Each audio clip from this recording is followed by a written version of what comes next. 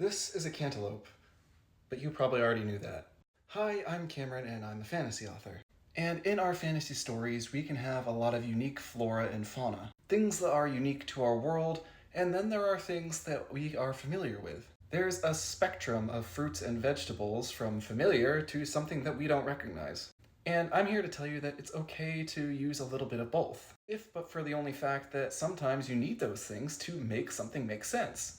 Saying you heard something through the grapevine doesn't work if you live in a world that doesn't have grapes in it.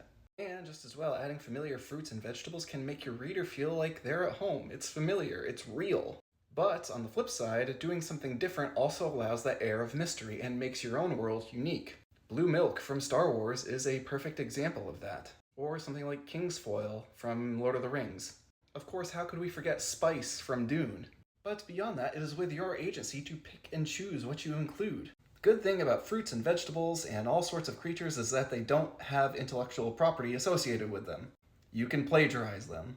But you need to take care to remember that in those moments, once you put something into your world, then it exists in your world. And to that end, sometimes it's easier to create something custom just so that you have your agency over what it actually is. In my story, The Great Fantasy Story, there's a flower called Ephelion, which is used as a spice on a bunch of different things. It creates a sort of mystique around it and allows the reader to see something as foreign, as disfamiliar, that's purposeful, that has intention to it. But if you want your characters to have date fruit at some sort of oasis in the middle of a desert, you're well within your rights to do so. That's the beauty about fantasy, is that we can make it whatever we wish.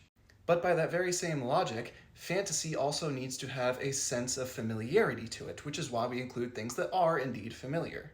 So next time you're writing your story, consider what types of fruits, vegetables, foods, and other things are being put in front of your characters. Not just because they might be tasty or smell good, but because they might help ground your readers in the reality that you're presenting to them. My name is Cameron. Be sure to like, share, and of course subscribe if you want to stick around for more fantasy foundations. And be sure to hit the link in bio to check out The Great Fantasy Story, my story, and give a subscribe there on Substack as well.